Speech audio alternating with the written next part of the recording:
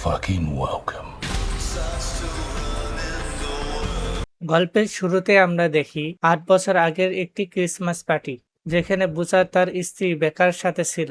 ঠিক তখনই সেখানে এন্ট্রি নেয় হোমল্যান্ডার। বেকা বুচার এবং হোমল্যান্ডারকে একে অপরের সাথে পরিচয় করে দেয়। তখন হোমল্যান্ডার বেকাকে বলে, তুমি আমার সোশ্যাল মিডিয়ার ম্যানেজার, তাই না? বেকা বলে, হ্যাঁ, আমি সেই যে আপনার সোশ্যাল মিডিয়ার ম্যানেজার। তখন বুচার হোমল্যান্ডারকে বলে, এটা তো এক ধরনের ধোঁকা, তাই না? তোমার সোশ্যাল মিডিয়া আরেকজন পরিচালনা করছে। হোমল্যান্ডার তাকে বলে, আমি সোশ্যাল মিডিয়ার বিষয়ে অত কিছু জানি না, এজন্য একজন অভিজ্ঞ ব্যক্তিকে নিয়োগ করেছি। এভাবে তারা একে অপরের সাথে সোশ্যাল মিডিয়া নিয়ে নানান প্রশ্ন করতে থাকে। তারপর সেই দৃশ্যটি শেষ হয়ে যায় এবং আমরা বর্তমান সময়ে চলে আসি, যেখানে আমরা হিউই এবং এনিকে একটি সাধারণ হোটেলে উঠতে দেখি, যেখানে তারা দুজন মিলে কিছুটা ভালো সময় কাটানোর চেষ্টা করে। তখন এনি হিউইকে জিজ্ঞাসা করে, তুমি নিজের বাড়ি ছেড়ে হঠাৎ এই হোটেল কেন খুঁজে নিলে? হিউই বলে, আমি চাকরি ছেড়ে দিছি, বাসাও ছেড়ে দিছি, এই জন্য আমি তোমার সাথে এখানে।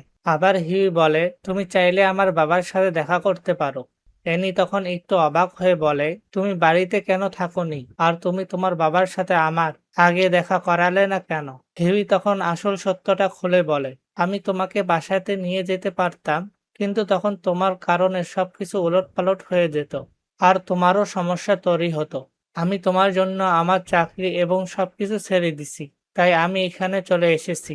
তুমি যখন শান্ত মাথায় ভাববে, তখন পুরো ব্যাপারটা নিজে থেকেই বুঝতে পারবে। অন্যদিকে হোমল্যান্ডার সবাইকে একটি মিটিংয়ে ডাকে। সেখানে হোমল্যান্ডার সবাইকে প্রচণ্ড রেগে গিয়ে বলে, তোমরা সবাই চরম দায়িত্ব জ্ঞানহীন, যার কারণে একের পর এক এত খারাপ ঘটনা ঘটছে। আমাদের উপর আক্রমণ করার পিছনে কিছু মানুষের হাত আছে, যারা আমাদেরকে পুরোপুরি মেরে ফেলতে চায়। এরপর সে সবাইকে হিউইর ছবি দেখায়। ছবি দেখিয়ে হোমল্যান্ডার বলে, আমাদের শত্রুদের মধ্যে সে একজন, যে ট্রান্সলুসেন্টকে হত্যা করেছিল। এই ছেলেটা আমাদের গোপন তথ্য বের করার জন্য ট্রেনের প্রেমিকাকে ব্ল্যাকমেল করছিল। এটা শুনে স্টারলাইট ভয় পেয়ে যায় এবং বলে, সে এটা করতে পারে না, সে তো একজন সাধারণ ছেলে। তখন হোমল্যান্ডার তাদেরকে ট্রেন এবং হিউইর সাথে স্বাক্ষর করার একটি পুরাতন ছবি দেখায়। হোমল্যান্ডার ট্রেনকে চাপ দিয়ে বলে, এটাই আসল কারণ, তুমি তার গার্লফ্রেন্ডকে মেরে ফেলেছিলে, যার নাম রবিন ছিল। ট্রেন তখন নিজেকে বাঁচানোর জন্য সব দোষ স্টারলাইটের উপর চাপিয়ে দেয় এবং বলে, সে তো তোমার বয়ফ্রেন্ড, ঠিক না? কিন্তু হোমল্যান্ডার তখন স্টারলাইটের দিকে ঘুরে তাকায় এবং রেগে গিয়ে বলে, তুমি সুপার সেভেনের দুইজন মানুষকে আলাদা করে দিয়েছো, তার মানে তুমি আমাদের সবার সাথে বিশ্বাসঘাতক করেছো। তোমার ওই হিউই আমাদের সব গোপন কথা জানে। তুমি এই সুপার সেভেনে আসার পরেই এই ঝামেলাগুলো হচ্ছে। সেখানে কুইন মেভ বলে, হিউই আসলে চেয়েছে স্টারলাইট যেন সেভেনের সব গোপন তথ্য ফাঁস করে দেয়। সে তো আসলে স্টারলাইটকে কেবল নিজের স্বার্থে ব্যবহার করতে চেয়েছিল। মেভের এই কথা শুনে হোমল্যান্ডার বিশ্বাস করে এবং তারপর হোমল্যান্ডার স্টারলাইটকে ছেড়ে দেয় এবং বলে, এটাই যেন প্রথম এবং শেষবার হয়। অন্যদিকে হিউই বুচারের কাছে এসে বলে, আমি এনির সাথে থাকতে চাই এবং নিজের মতো করে নতুন ক্যারিয়ার শুরু করতে চাই।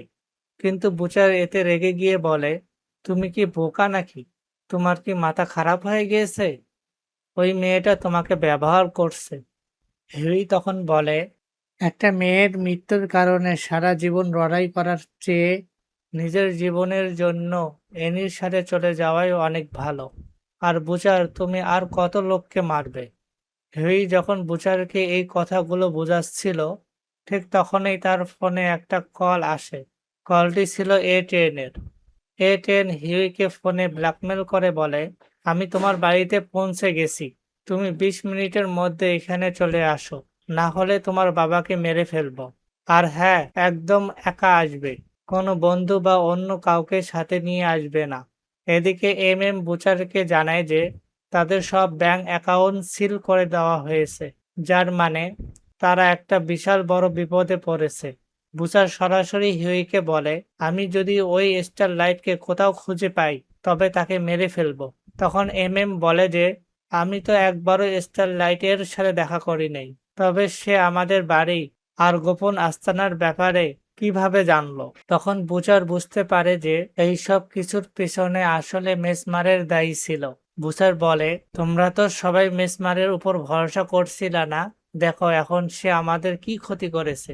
এরপর হিউই দ্রুত নিজের বাড়িতে ফিরে আসে এবং এটিএমকে অনুরোধ করে বলে, প্লিজ আমার বাবাকে ছেড়ে দাও। উনি সম্পূর্ণ নির্দোষ এবং উনি কিছুই জানে না এই সব বিষয়। কিন্তু এটিএম নিষ্ঠুরভাবে বলে যে, না, আমি তোমার বাবাকে এত সহজে ছাড়বো না। তখন হিউই কম্পাউন্ড ভির বোতলটি বের করে এবং তাকে বলে, আমার কাছে এই কম্পাউন্ড ভি অনেক আছে, এগুলো তোমাকে দিয়ে দিব, আর এর জন্য আমার বাবাকে ছেড়ে দাও। হিউইর বাবা যখন সেখান থেকে চলে যায়, তারপর যখন তারা কথাবার্তা বলছিল, ঠিক সেই সময় মিমিকো পিছন থেকে আক্রমণ করে এটিএনের পা ভেঙে দেয়। আর এই সুযোগে হিউই তার বাবাকে উদ্ধার করে তাদের আস্তানায় নিয়ে আসে। এরপর হোমল্যান্ডার মেডিলিনের কাছে যায়। মেডিলিন হোমল্যান্ডারকে জানায় যে তারা কাঙ্ক্ষিত লক্ষ্য থেকে মাত্র 3টি ভোট দূরে আছে, যার মানে বিলটি পাশ হলেই সেনাবাহিনীতে সুপারহিরোদের অন্তর্ভুক্ত করা যাবে। মেরিলিন বলে, আমরা যদি আর মাত্র 3টি ভোট জোগাড় করতে পারি তবে আমরা জিতে যাব। কিন্তু হোমল্যান্ডার তখন অন্য চিন্তায় ছিল। সে মেরিলিনকে বলে, তোমার কি 8 বছর আগের সেই সোশ্যাল মিডিয়া ম্যানেজার যার নাম বেকা, তার কথা মনে আছে?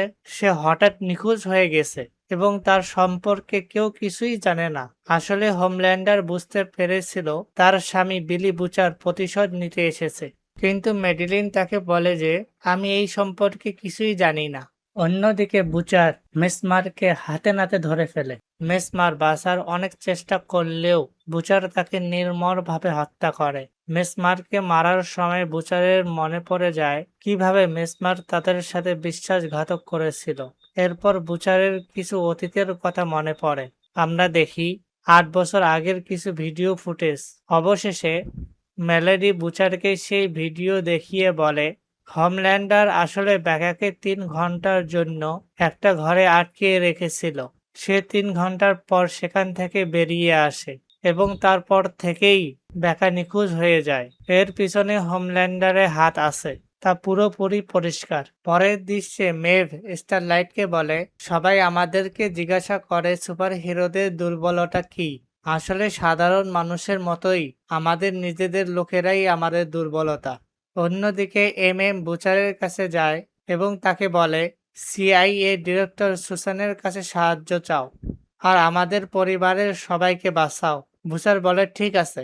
কিছুক্ষণ পর সেখানে সুসান আসে এবং বুচারের সাথে চুক্তি করে, আমি তোমাদের সবাইকে বাঁচাবো, কিন্তু আমাকে ওই কম্পাউন্ড ভি দিতে হবে। কিন্তু বুচার বলে, হোমল্যান্ডারকে কিছু করতে পারবা না? তখন সুসান বলে, সেটা আমি করতে পারবো না। তারপর বুচার তাকে কম্পাউন্ড ভি দিয়ে দেয়। সবশেষে সুসান কে আশ্বাস দেয় যে তোমার পরিবারের কোনো ক্ষতি হবে না, আমি সবাইকে নিরাপদ জায়গায় পাঠিয়ে দিব। তবে তোমরা যদি আমাকে হোমল্যান্ডারের কোনো দুর্বলতা এনে দিতে পারো তবে আমি হট কোম্পানির বিরুদ্ধে কিছু করতে পারবো। পরের দৃশ্যে হোমল্যান্ডার নিজেই তার পুরনো ল্যাবরেটরিতে যায়। সেখানে এক ডক্টরের সাথে দেখা করে। তাকে বলে যে 8 বছর আগে বেকা নামে ওই মেয়ের সাথে কি হয়েছিল। তখন সেই ডাক্তার বলে, মেরিলিন তোমাকে কিছু বলে নাই, ঠিক না? তখন হোমল্যান্ডার বলে যে ঠিক, আমাকে কোনো কিছুই জানায় নাই। তখন ডাক্তার হোমল্যান্ডারকে বলে, বেকা যখন তোমার ওখান থেকে বেরিয়ে আসে তার কিছুক্ষণ পর তোমার বাচ্চা তার গর্ভে ছিল। ওই বাচ্চাকে জন্ম দেওয়াটা আমাদের জন্য একটা বিশাল চ্যালেঞ্জ ছিল। বেকা যখন গর্ভিত ছিল তখন আমরা একটা শর্ত দিয়েছিলাম, বাচ্চা পেশাবের পর একটি এনডিএ ফাইলে সাইন করতে হবে এবং এই কথা কাউকে বলতে পারবে না। কিন্তু বাচ্চা পেশাবের সময় পরিস্থিতি এতটাই কঠিন ছিল যে বাচ্চা পেট ছিঁড়িয়ে বেরিয়ে এসেছে, যার ফলে বেকা সেই মুহূর্তেই মারা যায় এবং তার 10 সেকেন্ড পরেই বাচ্চাটাও মারা যায়। এ কথা শুনে হোমল্যান্ডার অনেক দুঃখ পায় এবং সেখান থেকে বের হয়ে চলে যায়। পরের দৃশ্যে সিআইএর গোয়েন্দারা একটি গোপন ফুটেজ চেক করে দেখতে পায় ওয়াট কোম্পানি সারা বিশ্বের সুপার টেররিস্ট বা সন্ত্রাসীদের তৈরি করছে, যাতে তাদের তৈরি কম্পাউন্ড ভি ড্রাগের চাহিদা এবং ওয়াট কোম্পানির শেয়ার বাজারে কখনো নিচে না নামে। ফুটেজে দেখা যায় একটি আর্মির দলের উপর এক সুপার টেররিস্ট আক্রমণ করে এবং সবাইকে মেরে ফেলে। তার বুকে একটি বিশেষ চিহ্ন ছিল। সিআইএ ডিরেক্টর ফুটেজটি দেখে বলে, এর মানে এই সব সুপার টেররিস্টদের আসলে ওয়াট কোম্পানি নিজেই তৈরি করেছে। এই পুরো পরিকল্পনাটাই ছিল আগে থেকেই সাজানো।